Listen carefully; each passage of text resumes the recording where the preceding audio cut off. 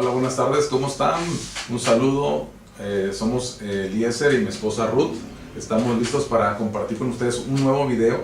La vez pasada estuvimos hablando el creador de la vida, que es Jesucristo. Y bueno, ¿me ayudas por favor con el primer versículo que vamos a leer? Sí, claro que sí. Que es Juan 14:6.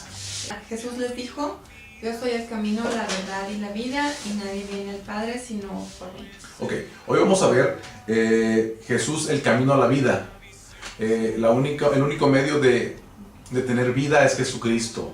Lo primero que dice aquí es: yo soy el camino, la verdad y la vida. Con respecto a esto, el camino, todo el mundo busca el camino, todo el mundo busca la solución a su vida, todo el mundo busca encontrarse consigo mismo.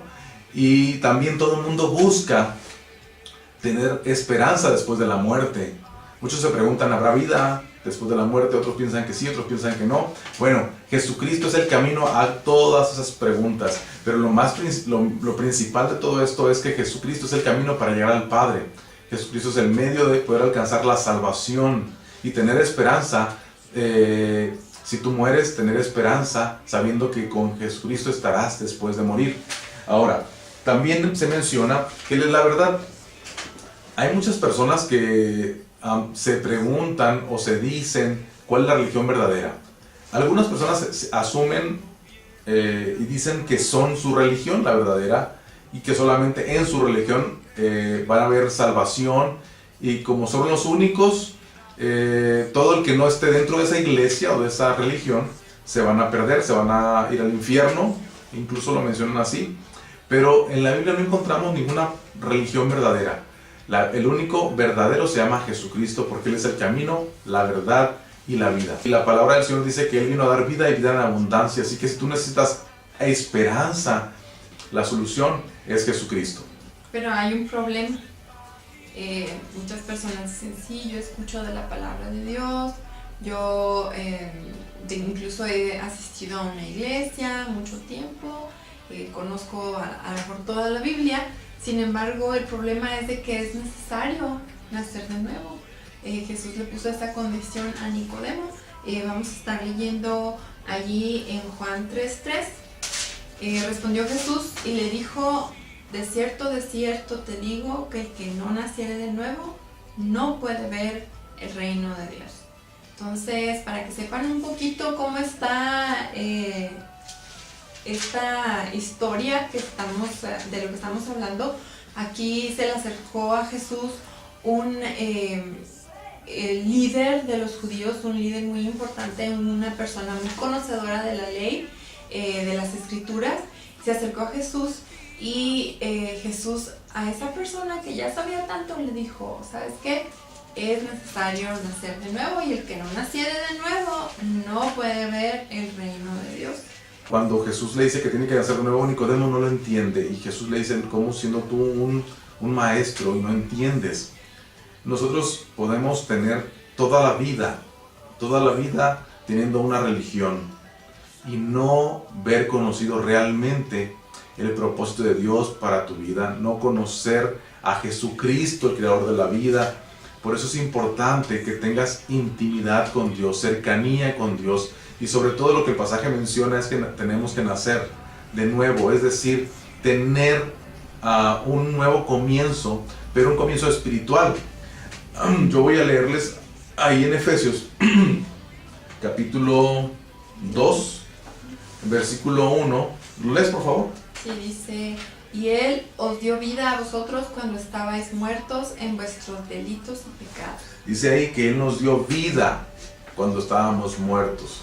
Espiritualmente estabas muerto. Tú puedes caminar, tú puedes hacer muchas cosas, pensar, hablar, pero si espiritualmente tú no has nacido de nuevo, tú estás muerto. Nosotros nos preocupamos mucho por alimentar este cuerpo, buscamos hacer ejercicio, buscamos comer bien, y eso es muy bueno y es recomendable que todo el mundo lo haga. Pero espiritualmente no nos enfocamos a lo espiritual, no nos enfocamos a lo que es eterno, que es el espíritu. Entonces, si Jesús es la vida, la única forma es que Él entre a tu corazón, more en ti. Luego el versículo 3 Dice, entre los cuales también todos nosotros vivimos en otro tiempo, en los deseos de nuestra carne, haciendo la voluntad de la carne y de los pensamientos. Fíjate, cuando uno no ha nacido de nuevo, solamente se deja llevar por los impulsos, por pensamientos vanos, y hacemos solamente lo que la carne desea. Dice, y éramos por naturaleza hijos de ira, lo mismo que los demás. ¿Qué quiere decir? Que cuando tú naces de nuevo ya no eres un hijo de ira. Ya no eres un hijo de ira. Antes sí eras un hijo de ira. Lo mismo que toda persona, lo mismo que los demás, de toda persona que no ha conocido a Jesucristo como su único Salvador, su único suficiente Salvador, es un hijo de ira. Es un hijo que es una persona que no tiene vida eterna, no tiene el acceso al Padre. Como estuvimos leyendo allí en Juan 3:3, que le dijo que el que no naciera no puede ver el reino, el que no naciera de nuevo no puede ver el reino de Dios. Vamos a estar leyendo del capítulo 3 de Juan, el versículo 16 al 18. Dice, porque de tal manera amó Dios al mundo que dio a su Hijo unigénito para que todo aquel que en Él cree no se pierda, mas tenga vida eterna. Porque no envió Dios a su Hijo al mundo para condenar al mundo, sino para que el mundo sea salvo por Él. El que en Él cree no es condenado, pero el que no cree ya ha sido condenado porque no ha creído en el nombre del unigénito Hijo de Dios. Entonces, el creer, como lo dice aquí la palabra, implica una transformación. Sí, cuando no hemos nacido de nuevo siempre, como nos basamos a nuestros anhelos o a nuestros deseos netamente carnales, tendemos a ser egoístas, tendemos a ser orgullosos, tendemos a no importarnos en las otras personas, pensar en venganza. Si alguien me hace algo malo, yo también lo hago. Y bueno, no es lo que el Señor Jesucristo nos enseñó. El Señor Jesucristo vino a dar amor. La vida que tenemos es a través de Jesucristo. Toda persona que quiere tener una vida plena tiene que tener una relación con Jesucristo para que de esa forma pueda tener vida y vida en abundancia. Vamos a ver cuál es la actitud de Dios hacia nosotros. ¿Cuál es la actitud que ustedes ven en el versículo 16? De amor, dice, porque de tal manera amó Dios al mundo que dio a su Hijo Jesús. Entonces, ¿qué es lo que podemos tener a través de Cristo? ¿Qué es lo que nos ofrece? Dice, para que todo aquel que en Él cree no se pierda, mas tenga la vida eterna. Es importante que notemos aquí que la vida eterna no comienza al dejar este mundo, al morir, sino que en cuanto nosotros tomamos esa decisión de arrepentirnos de nuestros pecados, creer en Jesús, que Él es nuestro Salvador y nuestro Señor, entonces pasamos de muerte a vida. Ahí también en el capítulo 5, versículo 24 de Juan, dice, de cierto os digo, el que oye mi palabra y cree al que me envió, tiene vida eterna y no vendrá a condenación, mas ha pasado de muerte a vida.